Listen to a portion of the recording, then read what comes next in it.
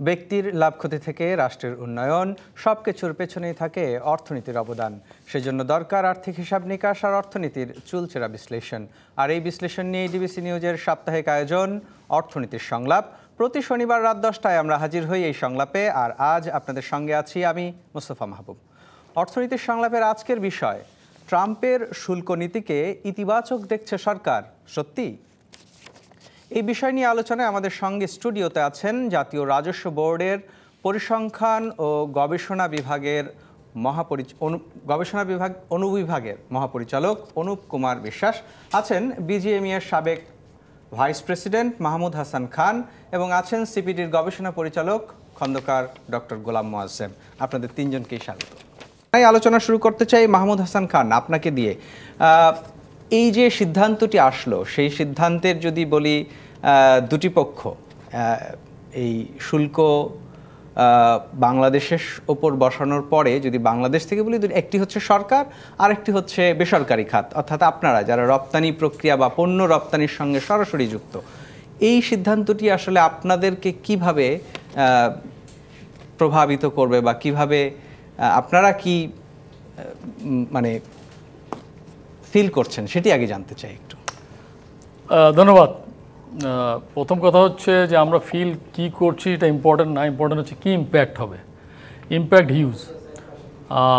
16% থেকে 37% চলে যাওয়া, এটার তো একদম সিম্পল ম্যাথ। তো এটাতে যেটা হবে যে ল্যান্ডেড কস্ট ইউএসএতে সেটা বেশি হবে। এখন প্রশ্ন হচ্ছে যে এই ডিউটিটা কে দিবে, সেটা সেকেন্ডারি। মূল বিষয় হচ্ছে যে গুডসের দাম যখন বাড়লে এটা চাহিদাটা কমে যাবে। তা চাহিদা কমে যাওয়া মানে আমরা ইম্প্যাক্টেড হব নেগেটিভলি, মানে আমাদের অর্ডার কমে যাবে। এটা হলো প্রথম বিষয়। দ্বিতীয় বিষয় হচ্ছে যে মেথডে এই ক্যালকুলেশনটা করা হয়েছে, যে 74% আমরা ডিউটি ইম্পোজ করি ইউএস গুডসের উপরে, সেটা ঠিক না। যে এটা হলো বেসিক্যালি এই ধারণাটাই প্রথমে ছিল, পরবর্তীকালে দেখা গেল যে না, এটা হলো ইউএসের সাথে বাংলাদেশের যে ট্রেড ডেফিসিয়েট, সেই ট্রেড ডেফিসিয়েটকে ডিভাইড করা হয়েছে, যে পরিমাণ গুডস আমরা এক্সপোর্ট করি ইউএসএতে, এবং সেটাকে আবার ডিভাইড করা হয়েছে ডিভাইডেড বাই 2, যে অ্যাজ ইফ তোমাদের উপরে আমরা 74% ডিউটি ইম্পোজ করতে পারতাম, কিন্তু দয়া করে তোমাদেরকে 37 করেছি। সো এখন আমাদের যেটা করণীয় সেটা হচ্ছে যে এইটা খুব পজিটিভ ওয়েতে তাদেরকে বোঝানো যে এই ক্যালকুলেশনটা অযৌক্তিক হয়েছে, এইটা আমাদের উপরে ইম্পোজ করা উচিত না, এবং ইম্পোজ করলে end of the day USA consumer বা ভোক্তারা যেমন ক্ষতিগ্রস্ত হবে, আমরাও ক্ষতিগ্রস্ত হবে। এক্ষেত্রে বাংলাদেশের জন্য তো ইউএসএর বাজার একক দেশ হিসেবে একক বড় বাজার। আমি একটি বিষয় একটু আপনার কাছে জানতে চাই, একেবারে সহজ করে যদি জানতে চাই। ধরেন আমরা যখন বাংলাদেশ থেকে একটি শার্ট রপ্তানি করি, সেটির দাম যদি হয় আসলে $5, আমরা যখন আসলে আমদানিকারকদের সাথে বা ওই দেশের ব্র্যান্ড বায়ারদের সাথে যখন আপনারা দর কষাকষি করেন, এরকমই হয় $5, $6। সেটি যখন আসলে শেলফে ওঠে গিয়ে সেটি আমরা দেখি ওখানে $15, $20, $30, $40 নানান রকম প্রাইসে বিক্রি হয়। এই যে শুল্কের কথাটি বলা হচ্ছে, সেটি আসলে কোন দামের ওপরে? শেলফে যে দামে বিক্রি হচ্ছে সেই দামে, নাকি যে দামে আপনি রপ্তানি করছেন সেই দামে? আমরা যে দামে রপ্তানি করছি সেই দামে। নট ইভেন এটার সাথে যে ফ্রেট এটাও যুক্ত হয় না, আমরা যে দামে বিক্রি করছি সেই দামের উপরে শুল্কটা ইম্পোজ করা হবে। জি, আপনাকে ধন্যবাদ। আপনার কাছে আরও শুনবো, তার আগে একটু ডক্টর খন্দকার গোলাম মোয়াজ্জেম, আপনার কাছে আগে একটু আসতে চাই। যে কথাটা আমরা বললাম যে দামের ওপরে আসলে আমরা নেগোশিয়েট করি, সেই দামের ওপরে যখন আসলে এই ট্যাক্সটা পড়ে, সেটি আমাদের আমরা তো সব সময় শুনে আসি যে ধরনের পণ্য আমরা রপ্তানি করি সেটি একেবারেই বেসিক পোশাক, সেখানে আসলে কতটুকু প্রভাব পড়বে বলে আপনার কাছে মনে হয়? দেখুন, আমাদের টার্গেট গ্রুপ যে ভোক্তা, যদি মার্কিন যুক্তরাষ্ট্রে বলি, তারা মূলত স্বল্প আয় বা সীমিত আয় বা মধ্যম আয়ের যারা ভোক্তা তারা, এবং তাদের জন্যই আমরা মূলত পণ্যগুলো উৎপাদন করি। তো তাদের যখন আয় কমে যাবে, যেমন এখন বলা হচ্ছে যে এই উচ্চ মূল্যস্ফীতির একটা আশঙ্কা রয়েছে, তার ফলে তাদের আয় কমে যেতে পারে, কর্মসংস্থানে তাদের আঘাত আসতে পারে। ফলে এই ধরনের অনিশ্চয়তার মধ্যে যেটি হয় যে ভোক্তা তার ব্যয় কমিয়ে দেন, এবং আমাদের এই গ্রুপটির জন্য সেটা আরও বেশি। সুতরাং তারা যখন ব্যয় কমিয়ে দিবেন, যেটা জনাব মাহমুদ হাসান খান বললেন, যে তখন আমাদের পণ্য সেখানে আসলে তো কম বিক্রি হবে। আমরা এবং তখন যে ট্যারিফটি এখন বসবে সেটার কারণে যদি পণ্য মূল্য যদি এটা বেড়ে যায়, যেমন আমাদের দেশ থেকে যারা আমদানি করেন তারা যদি এই পুরো 37% যদি ওই 5% উপরে $5 উপরে ইম্পোজ করেন এবং তার কারণে যদি 3-5-15 প্রায় $6.5 বা $7 পর্যন্ত মূল্যটি দাঁড়ায়, তাহলে ভোক্তা আগে যেখানে 3টি কিনতেন তিনি এখন 1টি কিনবেন। আগে যেখানে 1টি কিনতেন তিনি বলবেন যে ঠিক আছে একবার পরে ফেলে দিতাম, এটা আরও 2বার ওয়াশ করে পড়ি। ফলে আমাদের যে পণ্য বিক্রি হতো সে বিক্রির জায়গায় এটার একটা টান পড়বে। ফলে সেই কারণেই বলা হচ্ছে যে আমাদের মতো দেশগুলো তুলনামূলকভাবে অসম বৈষম্যের শিকার হবে অন্য যারা কিনা উচ্চ হাই ভ্যালু আইটেম বিক্রি করেন, যাদের জন্য কনজিউমারের জন্য ওই $1-2 পরিবর্তন হওয়াটি খুব বড় চিন্তার না, কিন্তু আমরা যে ধরনের বাস্কেটে বিক্রি করি তাদের জন্য সেটা দুশ্চিন্তার সেই ভোক্তার দিক থেকে। এটা হলো একটা দিক। আর আমাদের দিক থেকে যেটি, আমাদের যারা রপ্তানিকারক, আমাদের অধিকাংশ রপ্তানিকারক আসলে ক্ষুদ্র বা মাঝারি আকারের এবং এদের আসলে প্রোডাক্ট বাস্কেট খুব অনেক ডাইভার্সিফাইড না, 1টি বা 2টি পণ্যই তারা মূল রপ্তানি করে থাকেন। যদি মার্কিন বাজারে যদি একটা পণ্যের সেখানে দাম বেড়ে যায়, এটা যে উনি ক্রস সাবসিডাইজ করে আচ্ছা ঠিক আছে এটার দাম কম পেলাম আর একটা দিয়ে দাম দিয়ে পুষিয়ে দিব, সে সুযোগটি কিন্তু তার কম। বড় উদ্যোক্তারা হয়তো পারেন, ঠিক আছে মার্কিন বাজারে পারলাম না ইউরোপে করি, ইউরোপে পারলাম না এশিয়া করি, চীনে করি বা জাপানে করি, এইভাবে করে উনি অ্যাডজাস্ট করার সুযোগ পান। কিন্তু ক্ষুদ্র মাঝারি উদ্যোক্তা যারা অল্প কয়েকটি পণ্যের উপরে নির্ভরশীল, একক বাজারের উপর নির্ভরশীল এবং তাদের ভোক্তারা যদি অ্যাফেক্টেড হয়, তাহলে ক্ষুদ্র মাঝারি উদ্যোক্তা এখানে যারা রপ্তানিকারক হিসাবে রয়েছেন, গার্মেন্টস না শুধু, এর বাইরে লেদার, ফুটওয়্যার আছে, সিরামিক আছে, আমরা অন্যান্য ফুড প্রসেসিং রয়েছে, লাইট ইঞ্জিনিয়ারিং পণ্য রয়েছে, অপটিক্যালস রয়েছে, বিভিন্ন ধরনের পণ্য আমরা অল্প বিস্তর রপ্তানি করি। এই ধরনের ক্ষুদ্র উদ্যোক্তাদের রপ্তানি মার্কিন বাজারে তখন আসলে বাধার সম্মুখীন হবে। নিশ্চয়ই আপনার কাছে আরও শুনবো। আমাদের সঙ্গে অরুণ কুমার বিশ্বাস আছেন, আপনার কাছে একটু জানতে চাই, আপনি জাতীয় রাজস্ব বোর্ডে কাজ করেন। আমরা যদি যেমনটা দেখি, যেমনটা বলা হচ্ছে যে আমাদের বাজারে যখন যুক্তরাষ্ট্র থেকে কোনো পণ্য আমদানি করা হয় সেখানে 74% শুল্ক আমরা বেঁধে দিয়েছি, সেটি কি আসলে যৌক্তিক কিনা এবং এখানে আসলে কমানোর সুযোগ আদৌ ছিল কিনা? ধন্যবাদ আপনাকে। অলরেডি আমরা দুজন বক্তার বক্তব্য শুনেছি, যথার্থই তারা বলেছেন যে ঘটনাটি ঘটেছে, অর্থাৎ আমরা একটা রেসিপ্রোকাল ট্যারিফ, এইটার যে একটা নেতিবাচকতা সেটা কিন্তু আমরা দেখতে পেলাম। কিন্তু আমি যেটা বলতে চাই যে যেহেতু এটি হয়েছে, এখন আমরা এটার যে ইম্প্যাক্ট সেটাকে কীভাবে আমরা কম্পেনসেট করতে পারি অথবা নেগেটিভিটিকে কীভাবে আমরা অফসেট করতে পারি, সেই অফসেটিংয়ের জন্য যেটা আমার যেটা মনে হয়েছে যে আমাদের মজেম ভাই যথার্থই বলেছেন যে আমাদের যারা ক্রয় করছেন ইউএসএ তারা কিন্তু অত্যন্ত লো ইনকাম বাস্কেট, তারা কিন্তু চাইলেই যে এই বাড়তি দামে কিনবেন তা কিনবেন না। সেক্ষেত্রে আমাদের এক্সপোর্টের উপরে একটা ঝুঁকি তো আছেই এবং এর ফলে যেটা হয় পিআরসি যখন কমে যাবে তখন সেই চাপটা যেটা কিনা দেশের এক্সচেকারকে জমিয়ে রাখে, অনেক বেশি সমৃদ্ধ করে, সেটা যদি কোনোভাবে বাধাগ্রস্ত হয় তখন কিন্তু এনবিআর উপর একটা বাড়তি প্রেশার পড়ে যে ওইটাকে আবার কম্পেনসেট করার জন্য অতিরিক্ত রেভিনিউ কীভাবে আদায় করা যায়, এটা একটা ব্যাপার। কিন্তু যৌক্তিকতার প্রশ্ন যদি বলেন সেক্ষেত্রে বাংলাদেশ যেখানে প্রায় মোর দ্যান 8 বিলিয়ন্স যেখানে আমাদের রপ্তানি হয়, সেখানে এই ধরনের একটা আমি বলবো রিগ্রেসিভ মানে রেট অফ ট্যাক্স, এইটা আমাদের জন্য একটু দুশ্চিন্তার কারণ রয়েছে। তবে আমি একটু ইতিবাচকভাবে ভাবতে পারি যে ওয়ারেন বাফেট একটা খুব দুর্দান্ত কথা বলেছিলেন যে don't put all the eggs in the same basket, অর্থাৎ আমাদের একটা অপরচুনিটি কিংবা চ্যালেঞ্জ যাই বলুন না কেন আমাদের সেটাকে এখন কিন্তু অবশ্যই খুঁজে দেখতে হবে যে আমাদের অন্যান্য মার্কেট কিন্তু খুঁজতে হবে। আমি জানি না এটা কতটা সহজ হবে, বাট এটা না খোঁজা এখন কিন্তু কোনো ওয়ে নাই, কারণ আমি জানি যে আমাদের যারা সরকার বাহাদুর রয়েছেন তারা নিশ্চয়ই ইন দ্য মিন টাইম আলোচনার পথ খোলা রেখেছেন বা সেখানে বার্গেইন হবে যে এটাকে কীভাবে একটু কমিয়ে আনা যায়, সেটা অবশ্যই একটা ভালো দিক। কিন্তু শুল্কের জায়গাটাতে আপনার কাছে একটু জানতে চাই যে আমরা যে আমদানিতে যে শুল্কটা বসাচ্ছি সেই জায়গায় আসলে মানে কি পদ্ধতি চিন্তা মানে করেন আপনারা? যেমনটা হচ্ছে এখন দেখলাম যেমন ডোনাল্ড ট্রাম্প তার জাতীয়তাবাদী চেতনা থেকে আসলে এই রেসিপ্রোকাল ট্যারিফ বসালো, তা আমরা আসলে কি চিন্তা থেকে কিন্তু কিছুটা মানে অভিপ্রেত ছিল, কারণ আমরা জানি ডোনাল্ড ট্রাম্প উনি কিন্তু একজন বিজনেস ম্যাগনেট এবং দীর্ঘদিন বিজনেস করেন, সুতরাং ওনার দৃষ্টি যে এদিকে থাকবে যে কিভাবে বিভিন্ন দেশের সঙ্গে যে বাণিজ্য ঘাটতি ট্রেড ডেফিসিট কমিয়ে আনা যায়, সেক্ষেত্রে উনি সবচেয়ে সহজতর পদ্ধতি বেছে নিয়েছেন। এবং সেটি না, আমি জানতে চাচ্ছি যে এই যে আমরা যে 74% বসিয়ে রেখেছি আমাদের সবচেয়ে বড় বাজারে, সেখানে আসলে কি পলিসি কাজ করেছে?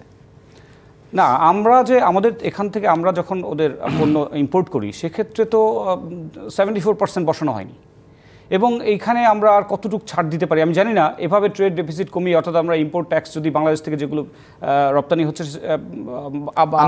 আমরা যেগুলো ইম্পোর্ট করছি সেখানে যদি কমিয়ে আনা হয়, এইটা আমরা জানি না, সেক্ষেত্রে কিন্তু আবার আমাদেরও একটা চাপের মধ্যে পড়তে হতে পারে যে আমাদের যে রেভিনিউ, যেটা আমাদের একটা টার্গেট থাকে বা আমরা একটা মিনিমাম একটা কিছু, সেইটার উপরে কতটা ঝুঁকি আমরা নিতে পারবো, এইটা যৌক্তিক হবে কি না হয়তো আমি জানি না। এটা ফর দ্য টাইম বিং এটা এক ধরনের ব্যবস্থা হতেই পারে। একটু ইন্টারাপ্ট করতে চাই, 74% বিষয়টাই সঠিক না, আমি খুব কনফিডেন্টের সাথে বলতে পারি। আচ্ছা, এটা হলো একটা ক্যালকুলেশন করছে, যেটা বললাম ট্রেড ডেফিসিটের সাথে। দেখেন বাংলাদেশে কি ইম্পোর্ট হয়, কটন, মেটাল, হুইট, সয়াবিন এবং এলএনজি, এর বাইরে আরও কিছু আছে এগুলা, এবং মেশিনারি। এর মধ্যে অধিকাংশই জিরো ট্যারিফ, কটনে কোনো ট্যারিফ নাই, হুইটে নাই, এলএনজিতে নাই, এবং মেটালে আমি যতদূর জানি নাই, এলএনজিতেও গভর্নমেন্ট ইম্পোর্ট করে নাই। কি আছে এরপরে? ট্রাম্প সাহেব চাইতে পারে যে বাংলাদেশ কেন গাড়ি ইম্পোর্ট করে না, গাড়িতে আমাদের 700-900 পর ট্যাক্স, দরকার নেই তো। আমরা যে কমোডিটিগুলো ইতিমধ্যেই জিরো ট্যাক্সে অথবা লো ট্যাক্সে ইম্পোর্ট করছি, সেইটা আমরা কৌশলে এটা বাড়াতে পারি। যেমন আমরা কটন ইম্পোর্ট করি টোটাল অলমোস্ট 4 বিলিয়ন, এখন ইউএসএ থেকে করি 360 million, which is 9% of total import of our cotton. এটারে আমরা 30% নিতে পারি, নাথিং রং। কেন আপনি প্রশ্ন করতে পারেন তাহলে আমরা আনি না কেন? এখন আনি না দুইটা কারণে। একটা হচ্ছে লিড টাইম, ইউএসএ থেকে আসতে লিড টাইম বেশি লাগে, আর একটা হচ্ছে প্রাইস ছিল পার পাউন্ডে 1 সেন্ট বা 2 সেন্ট বেশি। এটা চাইলে কম্পেনসেট করা সম্ভব। কীভাবে? ইউএসএর যারা মেজর এক্সপোর্টার, যে কার্গিল, গ্লেনকোর, এদেরকে সুবিধা দিতে হবে যে বাংলাদেশের টেরিটরিতে তারা যেন ওয়্যার হাউস করতে পারে, not bonded warehouse, because এটার মধ্যে কোনো ট্যাক্সেশন নাই, সো দ্যাট লিড টাইমটা কমে আসবে। সম্ভব। উনি যে চাচ্ছেন, শুনেন ট্রাম্প সাহেব কী চাচ্ছেন, উনি চাচ্ছেন দুইটা জিনিস। একটা হচ্ছে আপনি ওনার দেশ থেকে ইম্পোর্ট করবেন, আর একটা চাচ্ছেন যে ম্যানুফ্যাকচারিংটা যেন ওনার দেশে ব্যাক করে। গার্মেন্টস ম্যানুফ্যাকচারিং ইউএসএতে ব্যাক করবে না, গাড়ি যেতে পারে, চিপস যেতে পারে, এগুলো ব্যাক করবে না। সুতরাং 74% এই যে ক্যালকুলেশনটা ইজ রং। আমি যদি আপনার সময় একটা মিনিট আসলে যোগ করতে চাই। আমি আসলে খুবই বিস্মিত হয়েছি যে মার্কিন প্রশাসন থেকে যেভাবে এই ট্যারিফের ক্যালকুলেশনটি করা হয়েছে, এটা আসলে পুরোপুরি WTO নর্মের বিরোধী। আমি এই প্রশ্ন করতে চাচ্ছিলাম। সেই হিসেবে আমি বলতে চাচ্ছি যে আমি অবাক হচ্ছি এখন পর্যন্ত কেন WTO মহাপরিচালকের পক্ষ থেকে এই বিষয়ে এখন পর্যন্ত কোনো ধরনের কেন বিবৃতি পুরোপুরি। আমি যতটুকু জানি WTO মানে তৃতীয় বিশ্ব দেশ হিসেবে আমরা একটা শুল্ক সুবিধা সেখানে পাওয়ার কথা, সেই বিষয়টি নিশ্চয়ই এখানে বিবেচিত হয়। সাথে করি আপনাকে বলি, সাধারণত এক একটি দেশের জন্য 3 ধরনের ট্যারিফ কাঠামো থাকে। একটি হচ্ছে বাউন্ড ট্যারিফ, আপার বাউন্ড, সর্বোচ্চ কত পরিমাণ আপনি শুল্ক আরোপ করতে পারবেন। আরেকটা হচ্ছে MFN রেট, যেটা আপনি সচরাচর ব্যবহার করেন। আর হচ্ছে অ্যাপ্লাইড রেট, এই যেটা আপনি বললো যে তুলার উপরে আমাদের হয়তো 1% আছে, যেহেতু এক্সপোর্ট ওরিয়েন্টেড ইন্ডাস্ট্রি আনলে 0-তে আনতে পারে। তো এটা হচ্ছে অ্যাপ্লাইড রেট। এই যে 3টি রেট, এর বাইরে কিন্তু আপনি আসলে অন্য কোনো রেট আপনি প্রপোজ করতে পারেন না। সুতরাং এই যে মার্কিন প্রশাসন থেকে যেটি করা হয়েছে, প্রকারান্তরে এটা আসলে WTO সিস্টেমকে বৃদ্ধাঙ্গুলি দেখানো। উনি অলরেডি আমরা অন্যান্য UN এবং গ্লোবাল ইনস্টিটিউশন থেকে তাদেরকে সরে যেতে দেখছি, এটা আসলে তারই এক ধরনের প্রক্রিয়া কিনা।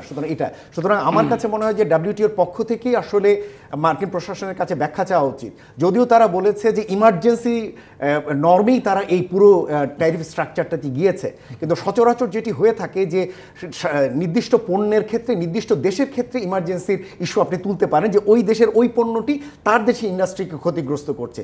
তা না করে এখানে ঢালাওভাবে বিশ্বব্যাপী সমস্ত ধরনের ম্যানুফ্যাকচারিংকে টার্গেট করা হচ্ছে, তার কারণে তাদের ম্যানুফ্যাকচারিং বেস কমে গেছে, এমপ্লয়মেন্ট কমে গিয়েছে, এই ধরনের বিষয়গুলো এসে এনেছে। এই যুক্তিগুলো আসলে WTO নর্মে আসলে টেকে না। সুতরাং আমি আশা করব যে এই পুরো ডিবেটটি, এটা আমাদের কেন আমরা 1-to-1 করছি, এটা খুবই দুঃখজনক। সারা বিশ্বে এ ধরনের একটা ট্যারিফ আরোপ হয়েছে, এটা তো মাল্টিল্যাটারাল এজেন্সিতে বা ওয়ার্ল্ড ট্রেড অর্গানাইজেশনে এটা নিয়ে আলোচনা হওয়া উচিত। তাদের দিক থেকে সউদ্যোগে মার্কিন প্রশাসনের সাথে বসা উচিত যে এই ধরনের ট্যারিফ তারা আসলে ইম্পোজ করতে পারেন কিনা। নিশ্চয়ই এই বিষয়টা শুনতে চাচ্ছিলাম, আপনি আগেই বলে দিলেন।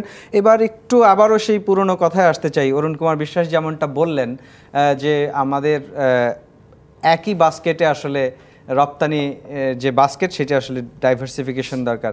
মাহমুদ হাসান খান, আপনার কাছে জানতে চাই, নিশ্চয়ই রপ্তানির তো বিকল্প বাজার অবশ্যই প্রয়োজন আছে, কিন্তু এই রকম একটা পরিস্থিতিতে আপনি আপনার প্রধান যে রপ্তানি বাজার, সহসাই কি চাইলেই তার বিকল্প বাজার খুঁজে পাওয়া সম্ভব? এটি আসলে এই প্রশ্নের উত্তরটি জানবো, কিন্তু তার আগে একটা বিরতি নেওয়ার সময় হয়েছে। দর্শক, আপনারা দেখছেন অর্থনীতির সংলাপ। এ পর্যায়ে নিচ্ছি একটি বিরতি, সঙ্গেই থাকুন। স্বাগত আরেকবার অর্থনীতির সংলাপে। আজকের বিষয়, ট্রাম্পের শুল্ক নীতিকে ইতিবাচক দেখছে সরকার, সত্যি? এই বিষয় নিয়েই কথা বলছিলাম। বিরতিতে যাওয়ার আগে জনাব মাহমুদ হাসান খান, আপনার কাছে যেটি জানতে চেয়েছি যে সহসাই কি আসলে বিকল্প রপ্তানি বাজার তৈরি করা সম্ভব কিনা? সহসাই সম্ভব না, কিন্তু এটার কাজ আমরা গত প্রায় 8-10 বছর আগে শুরু করেছি। দেখেন, এক সময় Australia, Japan, south Korea, even India, চায়নাতে কোনো এক্সপোর্ট হতো না।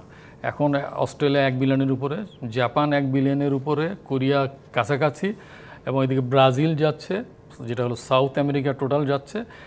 মার্কেট ডাইভার্সিফিকেশন আমরা শুরু করছি, এখন আরও জোরে সোরে শুরু করতে হবে, এটা হলো বিষয়। আরটা হচ্ছে যে শুধু মার্কেট ডাইভার্সিফিকেশন না, প্রোডাক্ট ডাইভার্সিফিকেশন। কেন অনলি আরএমজি? আমরা আরএমজি এর উপরে 80% ডিপেন্ডেন্সি, 84% এই জায়গার থেকেও আমাদেরকে সরতে হবে, হুইচ ইজ ইলেকট্রনিক্স বাই। সেক্ষেত্রে পলিসি সাপোর্ট লাগবে। অনেকেই দোষারোপ করেন যে গার্মেন্ট সেক্টরে যেসব সুযোগ সুবিধা দেওয়া হয়েছে সেগুলো আমাদেরকে দেওয়া হয়নি। আমি দায়িত্ব নিয়ে বলতে চাই, গার্মেন্ট সেক্টরে যেসব সুযোগ সুবিধা দেওয়া হয়েছে এনবিআর জন্য, এইসব সুযোগ সুবিধা অন্যদেরকে দেয়। অন্যরা এগিয়ে আসুক, এগিয়ে আসে, প্রমাণ করুক যে এখানে তারা সম্ভব। এখানে সমস্যাটা খুব সাহস করে বলছি, এটা লিডারশিপের সমস্যা আছে। গার্মেন্টস সেক্টরে যেভাবে লিডারশিপ গ্রো করে এই এনবিআর থেকে আমাদের প্রয়োজনীয় যে চাহিদাগুলো আমরা পূরণ করতে পারি, অন্য জায়গায় এগিয়ে আসেনি। তো এই সুযোগ সুবিধাগুলো অন্য সেক্টরে অন্য সেক্টরে এগিয়ে আসুক। মানে দেশ হিসাবে আমাদের দরকার মার্কেট ডাইভার্সিফিকেশন এবং প্রোডাক্ট ডাইভার্সিফিকেশন। আমরা too much dependent on USA, Europe and Canada, এই জায়গা থেকে সরে আসতে হবে আমাদের, এবং সেই কাজ আমরা করছি। সময় লাগবে, বাট হচ্ছে। নিশ্চয়ই সেটি দীর্ঘমেয়াদী একটি প্রক্রিয়া, কিন্তু এই সংকট যেটি নিয়ে আমরা আলোচনা করছি, সেখানে আসলে সরকার আলোচনার কথা বলছে, আপনি সেখানে কতটুকু আশা দেখছেন? দেখেন, আমি একটু আগে বলছিলাম যে আমরা যে প্রোডাক্টগুলো ইউএসএ থেকে ইম্পোর্ট করি, এটার পরিমাণ যদি আমরা বাড়াই, তাতে আমাদের রেভিনিউয়ে কোনো ইম্প্যাক্ট হবে না। যেমন আমি বলছি কটন আমরা ইম্পোর্ট করি, গত বছর করছি 360 মিলিয়ন। টোটাল আমরা কটন ইম্পোর্ট করি অ্যারাউন্ড 4 বিলিয়ন। এটা কিছু কম বেশি হয় কটনের দামের তারতম্যের উপরে। যদি পার পাউন্ড 90 সেন্টস ধরেন, তাহলে আমরা $4 বিলিয়ন কটন ইম্পোর্ট করতে হয়। এটা আমরা চাইলে ইউএসএ থেকে 2 বিলিয়ন করতে পারি। তাহলে ওইটা যদি করেন, তাহলে আপনার 1.5 বিলিয়ন ট্রেড ডিফিসিয়েট হচ্ছে, নাম্বার 1। নাম্বার 2 হচ্ছে এলএনজি। আপনার নিজের প্রয়োজনের কারণে আপনাকে এলএনজি ইম্পোর্ট করতে হচ্ছে, এবং এলএনজির প্রাইসটা কিন্তু ওয়ার্ল্ড ওয়াইড ডিসাইড করা হয়, যেটা আপনি স্পটে কিনবেন। Long term agreement, that is different issue. সেটা আপনি কাতারের সাথে আছে, এই লং টার্ম এগ্রিমেন্ট আপনি ইউএসের সাথেও করতে পারেন। সো এলএনজি আপনার লাগবে। 3 নম্বর হচ্ছে হুইট, সয়াবিন। এরকম কিছু পণ্য আছে যেটা আপনার প্রয়োজন, মানে অ্যাজ এ কান্ট্রি বাংলাদেশের প্রয়োজন, এটা ইউএসের স্বার্থ দেখার দরকার নাই। সেগুলো যদি আমরা ফোকাসড করি এবং ওইটা যদি আমরা ইম্পোর্ট করার জন্য উদ্যোগ নিই, তাহলে ট্রেড ডেফিসিটটা কমে আসবে। আমার যেটা প্রশ্ন, এটা এখন আমি এই প্রশ্নের উত্তর পাইনি, সেটা হচ্ছে এই যে নির্দিষ্ট একটা বছরের ট্রেড ডিফিসিটের উপর ভিত্তি করে এই শুল্কটা আরোপ করা হচ্ছে। তাহলে তো এটা প্রতি বছরই এই পরিবর্তনটা হবে, which is very much challenging. কারণ আমাদের ক্রেতারা বাংলাদেশে কি ডিউটি থাকবে সেটার উপর ভিত্তি করে কিন্তু অর্ডার প্লেস করবে।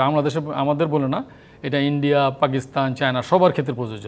এখন 2024 সালের ডাটার উপর ভিত্তি করে এই ট্রেড ডিফিসিটটা আপনি পেয়েছেন, এবং সেটার ভিত্তিতে আপনি ডিউটি ইম্পোজ করেছেন। 2025-এ কী হবে আপনি জানেন না, 26-এ কী হবে আপনি জানেন না। সুতরাং এই জায়গাটা একটা ডিসকাশন করতে হবে, সেটাই আমরা ওয়েট করছি যে সেটা G2G হবে। এবং ডেফিনেটলি আমি যতদূর জানি ডক্টর ইউনূস চিঠি লিখবেন যে আমাদের পজিশন কি, আমরা কি করতে চাই। এই চিঠিটা যাবে, যতদূর আমি জানি একটা পজিটিভ চিঠি যাচ্ছে। নিশ্চয়ই আপনার কাছে আরও শুনবো। অরুণ কুমার বিশ্বাস, আপনার কাছে একটু জানতে চাই, মানে বেসরকারি খাত যেমন একটা বড় স্টেক হোল্ডার, এখানে সরকার আর মধ্যে আসলে জাতীয় রাজস্ব বোর্ড সবচেয়ে বড় ভূমিকা এখানে রাখছে।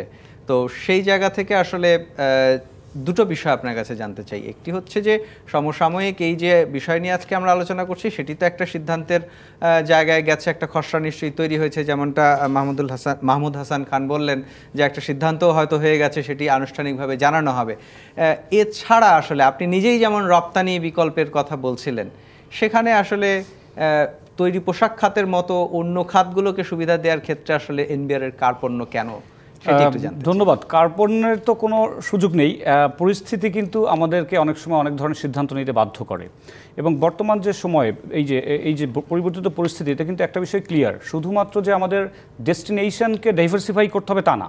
যেটা আমাদের বাবু ভাই যথার্থই বলেছেন, আমাদের বিভিন্ন পণ্যের ক্ষেত্রেও এই একই ধরনের ইনসেন্টিভস দিয়ে, যাতে আমরা এগুলো ইনসেন্টিভাইজ করা হলে আমাদের একটা একটা সাপোর্টিভ একটা ক্ষেত্র দাঁড়িয়ে যেতে পারে। এখন আমি যেটা মনে করি না যে আমেরিকা যতই চাক, আমরা চাইলেই তাদের থেকে অনেক বিলাসবহুল কোনো বা অত্যন্ত ভলুমিনাস বা দামি পণ্য আমরা এনে ব্যবহার করতে পারবো, সেটা রাতারাতি আমাদের ট্রেন্ডসেরও একটা ব্যাপার থাকে। আমরা যেমন দরকার, আমরা গাড়ি কিনে অভ্যস্ত জাপান থেকে, সেগুলো আমাদের যেই আপনার সোশিও ফিনান্সিয়াল বা ইকোনমিক যে পরিস্থিতি তার সঙ্গে যায়। এখন আমেরিকা চাইলেই সেটা আমরা অ্যাকসেপ্ট করতে পারবো কিনা সেটা একটা ব্যাপার, অ্যাকসেপ্ট করলেও আসলে ভোক্তা নেবে কিনা। কিন্তু আরেকটা জিনিস দেখেন, এখানে কিন্তু ইউএসএরও কিছু চ্যালেঞ্জ থেকে যায়। যেমন ধরুন, আমরা যদি আইফোনের কথা বলি, এগুলোর কিন্তু একটা বড় একটা চাঙ্ক কিন্তু তৈরি হয় আপনার চায়নায়। তো সেগুলো যখন আবার সেখানে বিক্রি হবে, সেখানেও কিন্তু যারা মার্কেটে অস্থিরতা তৈরি হওয়ার সম্ভাবনা আছে, প্রচুর দাম বেড়ে যাবে। সেক্ষেত্রে তাদের একটা সেগমেন্টেড, যেটা লোয়ার ক্লাস বা মিডল ক্লাস, তারা কিন্তু তখন সেই পণ্যগুলো আর ক্রয় করবে না। সেখানেও কিন্তু একটা রেসিশনের একটা ব্যাপার আসতে পারে। তবে আমি দ্বিতীয় প্রশ্নের উত্তরে যেতে চাই। জাতীয় রাজস্ব বোর্ডের ভূমিকা কিন্তু খুব হিটেরোজেনাস। আমাদের যে কোনো একটা বিষয় নিয়ে ভাবলে হয় না। কোনো সময় আমাদের দেশীয় শিল্পকে কিন্তু অনেক সময় প্রণোদিত করতে হয়, সেক্ষেত্রে কাউন্টার ভেইলিং, অ্যান্টি ডাম্পিং, কোনো ক্ষেত্রে রেগুলেটরি ডিউটি বসাতে হয়। কিন্তু যেটা আমাদের এখন এই মুহূর্তে ভাবনার বিষয়, যে এই পরিস্থিতি যদি চলতেই থাকে, WTO যদি সেক্ষেত্রে ভালো কোনো দুতিয়ালি না করতেই পারে, সেক্ষেত্রে আমাদের রেভিনিউ, আমাদের দেশের স্বার্থ রক্ষা করার জন্য আমাদের অবশ্যই নতুন বাজার খোঁজার পাশাপাশি আরও কিছু আমাদের রপ্তানি পণ্য তৈরি করতে হবে, যেটার কিনা চাহিদা ল্যাটিন আমেরিকা বা আফ্রিকা বা অন্যান্য অনেক জায়গায় রয়েছে। তো সেক্ষেত্রে NBR অলরেডি এ বিষয়ে গবেষণা করছেন এবং চেষ্টা করবেন, এবং অলরেডি কিন্তু একটা ঘোষণা আপনারা কিন্তু গুঞ্জন শুনেছেন যে শুধুমাত্র এখন বন্ড সুবিধা বা বন্ড লাইসেন্সধারীদের শুধুমাত্র আপনার বিনা শুল্কে কাঁচামাল আনতে দেওয়া হবে তা না। এখন যারা বন্ড লাইসেন্স নয়, অন্যান্য প্রতিষ্ঠান যে এখনও লাইসেন্স নিতে পারেননি, যেহেতু এটা সময় সাপেক্ষ ব্যাপার, তাদেরকেও একই সুবিধা দেওয়ার কিন্তু একটা আলাপ আলোচনা চলছে। সেক্ষেত্রে কিন্তু আমি মনে করি যে আমাদের এই RMG সেক্টরটা আরও বেশি ইনসেন্টিভাইজড হবে, এবং আমি মনে করি তখন আমাদের যে কম্পিটিটিভ প্রাইসিং, এক্ষেত্রে একটা বড় ব্যাপার। অন্যান্য আরও কিছু দেশও তো আছে, ভিয়েতনাম বা অন্যান্য দেশ, সেক্ষেত্রে প্রাইসের ক্ষেত্রে কম্পিটিটিভনেস, এটাও কিন্তু আমাদের একটু দেখতে হবে, এবং সেক্ষেত্রে NBR একটা বড় ভূমিকা রাখতে পারে এবং রাখবে বলে আমি বিশ্বাস করি। আমি আপনার কাছে আরেকটা বিষয় একটু জানতে চাই, সেটি হচ্ছে যে রাজস্ব আহরণের যতগুলো ক্ষেত্র, মানে সরাসরি আয়কর, ভ্যাট এবং হচ্ছে নানান রকম শুল্ক থেকে আসে, তো এই আমদানি এবং রপ্তানি যে দুটো খাত, এই দুটো খাতের মধ্যে আসলে কোন খাতটা থেকে আমাদের বেশি শুল্ক আসে? আমাদের যদি এককভাবে বলেন তাহলে সবচেয়ে বেশি আসে আপনার VAT থেকে, তারপর ইনকাম ট্যাক্স, এবং 29% আসে আমদানি শুল্ক থেকে। কিন্তু আমাদের এরকম একটা মনস্তত্ত্ব রয়েছে যে যদি মুক্তবাজার অর্থনীতির কথা বলি, সেক্ষেত্রে আমরা ভাবছি যে আসলে এই যে আমদানি শুল্কের উপরে কিন্তু আমাদের চাহিদা বা চাপ এটা কমিয়ে আনতেই হবে। সেক্ষেত্রে ইনকাম ট্যাক্সকে অবশ্যই গুরুত্বের সঙ্গে ভাবা হচ্ছে। আপনারা জানেন যে এটা ফুললি ডিজিটাইজড হয়ে গিয়েছে, এবারে প্রচুর আপনার অটোমেটেড ওয়েতে তারা রিটার্ন জমা দিয়েছেন। যদিও দুর্ভাগ্যজনক হলেও সত্য, প্রায় 10 লাখের মতো রিটার্ন জমা পড়েছে অনলাইনে, যারা কিনা কোনো ট্যাক্সই দেননি। তো সেই ক্ষেত্রে আমি মনে করি যে NBR এর একটা প্যারাডাইম শিফটের দিকে যাচ্ছে, এবং সেক্ষেত্রে যেভাবেই হোক আমাদের যারা করদাতা, ইনকাম ট্যাক্স, পার্সোনাল ট্যাক্স দিচ্ছেন, অনেকেরই 3 লাখ টাকার বেশি করযোগ্য আয় হয়েছে বছরে, কিন্তু তারা কিন্তু সেভাবে ট্যাক্স দিচ্ছেন না। এক্ষেত্রে আমাদের একটু গুরুত্বের সাথে ভাবতে হবে। আপনার কাছে আরও শুনবো ডক্টর খন্দকার গোলাম মোয়াজ্জেম, আপনার কাছে একটা বিষয় জানতে চাই যে আমাদের রাজস্ব বোর্ডের আমরা দেখি সাধারণত রাজস্ব আহরণের যেহেতু চ্যালেঞ্জ থাকে, সেক্ষেত্রে সরাসরি করের ক্ষেত্রে মানে অপ্রত্যক্ষ কর যেগুলো, সেগুলোর প্রতি খুব একটা বেশি আগ্রহ আমরা দেখি, যে কারণে আসলে আমদানি শুল্ক কমানোর ক্ষেত্রে একটু গড়িমসি থাকে। অতীতেও আমরা যেমনটা দেখেছি, এমনকি সেটা প্রয়োজনীয় পণ্যের ক্ষেত্রেও দেখি যে অনেকবার বলার পর হয়তো করে। এই মানসিকতা নিয়ে আসলে এই সামনের দিনের চ্যালেঞ্জগুলো কি মোকাবেলা করা সম্ভব? দেখুন, আমার মনে হয় যে বর্তমান প্রেক্ষাপটটিকে আমি আসলে একটু দীর্ঘমেয়াদে স্বল্পোন্নত দেশ থেকে বেরিয়ে যাওয়ার প্রাথমিক প্রস্তুতি হিসেবে দেখার পক্ষপাতী। আমাদের আসলে এই দিকে যেতে হবে। আমাদের MFN রেটে আগামী দিনে আমাদের শুল্ক দিতে হবে। ঠিক একইভাবে আমাদের আমদানি পর্যায় থেকে শুল্ক আহরণ, কর আহরণ, সেটিও কিন্তু একটি গুরুত্বপূর্ণ দিক। সুতরাং এই যেটি বলা হচ্ছে যে আমরা আমদানি পর্যায় থেকে পেট্রোলিয়াম জাতীয় পণ্য কিন্তু আমাদের একটা গুরুত্বপূর্ণ রাজস্ব আদায়ের উৎস, VAT এবং ডিউটি, এগুলো মিলে। সুতরাং সেটি আমরা মার্কিন যুক্তরাষ্ট্র থেকে আনলে আমরা শুল্ক দেব না, শুল্ক কমিয়ে দিব, ওটি কিন্তু WTO নিয়ম অনুযায়ী আপনি পারবেন না। তাহলে সকল আমদানি উৎস থেকে আপনাকে একই হারে আপনাকে ডিউটি কমাতে হবে, যেটি করলে আমাদের রাজস্বতে একটা বড় সমস্যা পড়বে। তার কারণ হচ্ছে আমাদের এই রাজস্বগুলো কিন্তু আমাদের একটা বড় রকমের উৎস, যেটা আমরা এখানে ব্যবহার করি। হ্যাঁ, যেটি আপনি বলেছেন যে এই রাজস্ব আদায়ের ক্ষেত্রে প্রত্যক্ষ করকে গুরুত্ব দেওয়ার কথা থাকলেও যেহেতু এটি আদায় করার ক্ষেত্রে এখন পর্যন্ত এনবিআর পুরোপুরি সক্ষম না, বরঞ্চ অপ্রত্যক্ষ কর বা পরোক্ষ কর যেগুলো, এগুলো আদায় করার মেকানিজমটি তার জন্য সহজ, সেই জন্য সেটিকে এখনও ব্যবহার করে।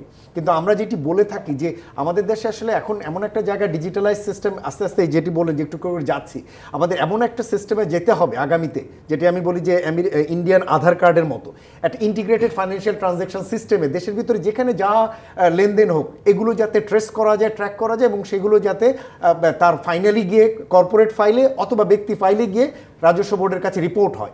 এরকম একটি সিস্টেমে কিন্তু আমাদের ধীরে ধীরে যেতে হবে, সেটা টিনে হোক বা বিনে হোক। তো সেরকম একটি সিস্টেম কিন্তু আমাদের এখন পর্যন্ত আমরা প্রস্তুত না, তৈরিও করতে পারিনি। তো সেদিকে যাবার দরকার। যদি সেদিকে যাওয়া যায় তাহলে কিন্তু আমরা অনেক বেশি প্রত্যক্ষ কর থেকে আমাদের আদায় বাড়াতে পারবো। আমাদের সিপিডির একটা গবেষণা আমরা 2021 সালে করেছিলাম, সেখানে আমরা যেটা পেয়েছি সেটা হলো যে কর ফাঁকি বা কর এড়িয়ে যাওয়া বা কর জালের বাইরে থাকার জন্য সরকার ওই বছরে যত রাজস্ব আদায় করেছেন তার সমপরিমাণ রাজস্ব থেকে বঞ্চিত হয়েছে।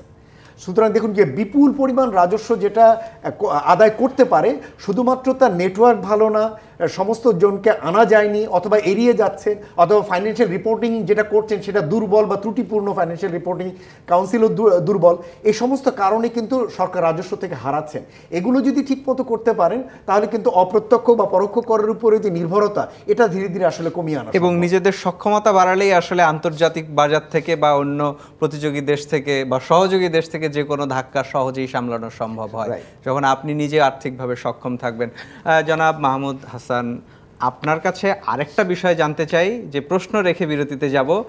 প্রশ্নটি হচ্ছে, এই যে কর সমন্বয়ের সিদ্ধান্তটি এসেছে সেটি তো প্রতিযোগী সব দেশের জন্যই, সেক্ষেত্রে আসলে যদি খুব বেশি সাড়া নাও পাওয়া যায় তবুও কি আসলে খুব বেশি চিন্তার আছে? এই প্রশ্নের উত্তরটা জানতে চাই, কিন্তু তার আগে একটা বিরতি নেব। দর্শক, আপনারা দেখছেন অর্থনীতির সংলাপ। এরপর জেনে নিচ্ছি আরও একটি বিরতি, সঙ্গেই থাকুন। স্বাগত আরও একবার অর্থনীতির সংলাপে। আজকের বিষয়, ট্রাম্পের শুল্ক নীতিকে ইতিবাচক দেখছে সরকার, সত্যি? এই বিষয় নিয়ে আলোচনায় ছিলাম। বিরতিতে যাওয়ার আগে জনাব মাহমুদ হাসান খান, আপনার কাছে জানতে চেয়েছিলাম যে শুল্ক নীতির ঝড় উঠেছে বা ধাক্কা যাই বলি, সেটি তো প্রতিযোগী সব দেশের জন্যই একই রকমভাবেই এসেছে। সেক্ষেত্রে যদি কোনোভাবেই আসলে আমাদের কূটনীতি এখানে সফল না হয় এবং পরিস্থিতি যদি একই রকম থাকে, আমরা আসলে কতটা ক্ষতিগ্রস্ত হব তাতে? না, আমি সংলাপের শুরুতে একটা কথা বলেছিলাম যে ইম্প্যাক্টটা হবে এইখানে, যেটা হলো ভোক্তার চাহিদা কমে যাবে। ভোক্তার চাহিদা কমে গেলে আমাদের রপ্তানি কমবে, আমাদের রপ্তানি কমলে আমাদের কিছু ফ্যাক্টরি এফেক্টেড হবে। কারা এফেক্টেড হবে? দেখেন, বিজিএমইএতে 7,000 মেম্বার ছিল, এখন ডাইরেক্ট এক্সপোর্ট করে 2500 থেকে 2800, বাকি 4000 কোথায় গেল? তো এরকম করে একটা ঝড় আসে, এই ঝড়ের মধ্যে দেখা যায় যে 100টা 50টা পড়ে যায়। তখন এই ঝড়ের মধ্যে কে পড়বে আমি জানি না, আমি পড়তে পারি, আরেকজন পড়তে পারে। দিস ইজ দ্য হলো কনসার্ন আমাদের যে বিজিএমএ থেকে, যে আমরা চাই না আমাদের কোনো ম্যানুফ্যাকচারার একটা পর্যায়ে যে বিদায় নেই। তো এই জায়গাটা নিয়েই আমাদের কনসার্ন বলি, আমরা এটা নিয়ে কাজ করতে চাই যে এটা যেন না হয়। সেই জন্য যেটা লাগবে, একটা সময় নিতে হবে ইউএসএ গভর্নমেন্টের কাছ থেকে 1 থেকে 3 মাস। এর মধ্যে আমাদের স্টাডি পেপার সবাই মিলে তৈরি করব যে এই জায়গাটা আমরা যেতে চাই। আর আপনার প্রশ্নের উত্তর যেটা বলি যে হ্যাঁ, আমাদের চায়না আমাদের কম্পিটিটর, ওদের ট্যাক্স বেড়েছে, শ্রীলঙ্কা, ভিয়েতনাম, আর আমাদের চেয়ে একটু অ্যাডভান্টেজ পজিশনে থাকবে খালি ইন্ডিয়া এবং পাকিস্তান। সেইটা যে 10% আছে, সেইটা নিয়ে আমি ব্যক্তিগতভাবে আমি কোনো উদ্বিগ্ন না, কারণ এই 10% গ্যাপ ইন্ডিয়া পাকিস্তানের সাথে আমরা পূরণ করতে পারবো, সেটা করেই আমরা এগোচ্ছি। এবং আরেকটা ভালো পয়েন্ট আছে, সেটা হচ্ছে যে এই ট্যারিফের কারণে বিজনেস যদি শিফট হয়, তাহলে সবার আগে শিফট হবে চাইনিজ এবং ভিয়েতনাম। আর ইন্ডিয়া যদি ব্যবসাটা নিতে চায়, তাহলে ডেফিনেটলি যেগুলো ভ্যালু অ্যাডেড প্রোডাক্ট ওইগুলোই নিতে চাবে। তো সেইটা হলো ইন দ্য লং রান খুব সমস্যা হওয়ার কথা না, কিন্তু শর্ট টার্মে যে সমস্যা হবে, হঠাৎ করে ভোক্তার চাহিদা কমে গেলে কিছু ফ্যাক্টরি বসে যাবে। আবার বায়ারদের মধ্যেও তো অনেক ধরনের বায়ার আছে, সুযোগ সন্ধানী, এই সুযোগে হলো আপনার ডিসকাউন্ট চাবে, যদিও তার ডিসকাউন্ট প্রয়োজন নাই। সেই ক্ষেত্রে বিজিএমএ থেকে আমরা একটা মেসেজ দেওয়ার চেষ্টা করব যে ইন্ডিভিজুয়ালি কেউ যেন নেগোশিয়েট না করে, এটা নেগোশিয়েট হবে G2G, government to government negotiate হবে।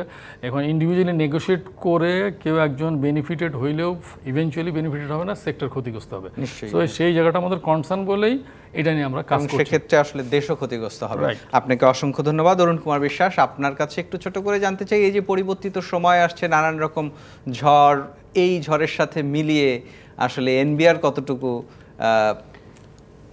এনবিআর বেসরকারি খাত বান্ধব হবে? এনবিআর অবশ্যই বেসরকারি খাত বান্ধব, এবং আমাদের এনবিআর এর আমাদের শ্রদ্ধেয় চেয়ারম্যান মহোদয় স্পষ্ট বলেছেন যে আমরা ইজ অফ ডুইং বিজনেস এটাকে ম্যাক্সিমাইজ করতে চাই, এবং পেইন যেটাকে আমরা বলি যে বিজনেস করার ক্ষেত্রে যে সমস্ত বৈপরীত্য বা বৈরী পরিবেশ তৈরি হয় এগুলোকে যতটা আমরা মিনিমাইজ করতে পারি। অর্থাৎ বিজনেসম্যান কখনোই আমাদের প্রতিপক্ষ নয়, কারণ আমরা জানি যে ultimately the nation is run by the business, কারণ আমাদের ট্যাক্স ভ্যাট যাই বলি তাদের থেকেই কিন্তু আসে। সেক্ষেত্রে এনবিআর ওয়েল ইকুইপড, আমাদের নতুন যারা বিভিন্ন এআরও পর্যায়ে বিভিন্ন জায়গায় যারা নিযুক্তি পেয়েছে, নিয়োগ পেয়েছে, তাদের একটাই কথা যে আমাদের বিজনেসে কোনো হ্যাম্পার হোক এটা আমরা চাই না। সেটা শুধু পলিসির সুবিধা নয়, আমরা জানি অনেক সময় আছে কিছু কিছু জিনিস দেখা যায় না, বাট ইট এক্সিস্ট। কিছু কিছু ক্ষেত্রে দেখা যাচ্ছে কিছু নন টেরি ব্যারিয়ার আমরা নিজেরাই তৈরি করে ফেলি। এক্ষেত্রে এনবিআর জিরো টলারেন্সের মধ্যে আছে, এবং আমরাও বিশ্বাস করি যে আমাদের মাধ্যমে কোনো বিজনেসম্যান আহত হোক বা হয়রানি শব্দটা থাকুক এটা আমি কখনো চাই না, পার্সোনালিও চাই না, আমার এনবিআরও চায় না। এবং এখন তো আরও নিজেদের পরীক্ষা দেওয়ার সময় এসছে, যেহেতু একটা চাপ তৈরি হবে, আমরা চাইবো যে আরএমজি সেক্টর সহ অন্যান্য সমস্ত সেক্টর তারা কাঁচামাল আমদানি করে যেন তাদের যে সময় ক্ষেপণ বা বিভিন্ন ফিজিক্যাল নন ইনক্লুসিভ পদ্ধতিতে আমরা গিয়েছি যাতে তাদের কাঁচামাল সরাসরি ফ্যাক্টরিতে যেতে পারে, এজন্য এইইউ আছে, অথরাইজড ইকোনমিক অপারেটর, মানে যত রকমের সুবিধা দেওয়া যায় অ্যাজ ইফ আমরা এটাকে প্লেনলি স্মুথলি যাতে মুভ করতে পারে। আপনি বলছেন আমরা মন্ত্রমুগ্ধের মতো শুনছি, কিন্তু বাস্তবতা হচ্ছে বেসরকারি খাত এবং ব্যবসায়ীদের পক্ষ থেকে এখনো অনেক অনেক অভিযোগ আছে। সেই বিষয়গুলোকে আপনারা কিভাবে অ্যাড্রেস করবেন? আমি অভিযোগ থাকার দুটো কারণ। একটা হলো কি যে আমাদের মধ্যেও যেমন কিছু ত্রুটি বিচ্যুতি থাকে, সমস্ত বিজনেসম্যানও কিন্তু খুব অনেস্টলি বিজনেস করেন তা কিন্তু নয়। অর্থাৎ দুই পক্ষ যখন একটা খোলা মন নিয়ে দেশাত্মবোধে উদ্বুদ্ধ হয়ে যখন কাজটা করবে, তো আমি বিশ্বাস করি ম্যাক্সিমাম বিজনেসম্যান কিন্তু সঠিক মতোই বিজনেস করছে, না হলে দেশ কী করে রান করছে। তারপরেও যতটুকু ত্রুটি বিচ্যুতি আছে, হাতের 5টা আঙুল যেমন সমান নয়, আমি মনে করি যে এনবিআর এর সঠিক নেতৃত্বে এই বিষয়গুলো আমরা মনে করি কাটিয়ে উঠতে পারবো। এবং আমাদের মজমেরা খুব সঠিক কথা বলেছেন যে আমরা এখনও আসলে ইনকাম ট্যাক্স যেখানে আমাদের জোর দেওয়া উচিত, যেখানে প্রচুর লোক কিন্তু ট্যাক্স দিতে পারে, দেয় না। আপনি আগে আমাদের পূর্বতন একজন অর্থমন্ত্রী মহোদয় বলেছিলেন যে আমাদের এক্সপেন্ডিচার ট্যাক্স বসানো উচিত। আপনি দেখেন বিভিন্ন যে উৎসব বা অনুষ্ঠানে দেখবেন কি পরিমাণ বিক্রি হয়, মালামাল বিক্রি হয়, এগুলো যদি আপনি হিসাব করেন তাহলে দেখবেন তাদের ইয়ারলি ইনকাম হয় 1 কোটি টাকা, অথচ সে দেখাচ্ছে 5 লাখ 10 লাখ টাকা। সো এটা দুর্ভাগ্যজনক। নিশ্চয়ই আমরাও প্রত্যাশা করি আপনি যে সুন্দর স্বপ্নের কথা বলছেন, সহযোগী পরিবেশের কথা বলছেন, সেটি প্রতিষ্ঠিত হবে। ডক্টর খন্দকার গোলাম মোয়াজ্জেম, আপনাকে দিয়ে শেষ করতে চাই যে কথাটি আসলে মাহমুদ হাসান খান বলছিলেন যে এই দর কষাকষিটি আসলে রাষ্ট্রের সঙ্গে, রাষ্ট্রের বা G2G পদ্ধতিতেই করা উচিত। আপনি কিছুটা বলেছেন আসলে G2G নয়, বাণিজ্যিক যে ফোরামগুলো আছে সেখানে করা উচিত। আবারও একটু জানতে চাই যে আসলে আমরা যে পদ্ধতিতে এগোচ্ছি, আজকেও আমরা দেখলাম প্রধান উপদেষ্টার নেতৃত্বে একটি আলোচনা হলো এবং এক ধরনের সিদ্ধান্ত হলো যে সেখানে G2G আলোচনাও হবে। আপনার পরামর্শ কি, সেটি কি আসলে রাইট ট্র্যাকেই আমরা আছি? আমাদের কাছে এখনো আসলে পরিষ্কার না যে মার্কিন যুক্তরাষ্ট্র এই শুল্কের আগামী দিনে মূল্যায়ন প্রক্রিয়াটি কি হবে। এটি কি G2G লেভেলে হবে, এটি কি বিজনেস লেভেলে হবে, এটি কি কোয়ার্টারলি হবে, এটি কি ইয়ারলি ভিত্তিতে হবে, এটা থেকে এখন কমিটমেন্ট করে সেই ভিত্তি থেকে ডিউটি কমানো হবে, এই জিনিসগুলো পরিষ্কার না। সুতরাং আমার ধারণা যে একটা স্টেপ এখনো জানানো বাকি মার্কিন প্রশাসন থেকে, ইউএসটিআর থেকে, যে তারা এটিকে কীভাবে মূল্যায়ন করবে সেটি একটি দিক। সুতরাং সেই ভিত্তিতে আমরা হয়তো তখন আমাদের কৌশলটি আরেকবার ঠিক করতে পারবো, একটি দিক। তবে আমার মনে হয় যে 3টি পর্যায়ে এই পুরো জিনিসটি আলোচনা হবার প্রয়োজন রয়েছে। অবশ্যই G2G লেভেলে এই আলোচনাটি চলতে হবে, যেটি আজকে সম্ভবত সন্ধ্যায় একটি বড় মিটিং হয়েছে, সেখানেও একটি সিদ্ধান্ত হয়েছে যে G2G লেভেলে এই আলোচনাগুলো তারা করবেন। কিন্তু সেই পর্যায়ে এটা সীমাবদ্ধ রাখলে হবে না। আমার মনে হয় যে ডেভেলপমেন্ট পার্টনার্সদের সাথে যারা সোর্সিং কান্ট্রিগুলোর সাথে আমাদের এখানকার মন্ত্রণালয়গুলোর এবং আমাদের যে অ্যাসোসিয়েশনগুলো রয়েছে, অ্যাসোসিয়েশন টু অ্যাসোসিয়েশন, বিভিন্ন দেশের পার্টিকুলারলি আমেরিকান অ্যাসোসিয়েশন, তাদের সাথেও বসবার দরকার রয়েছে।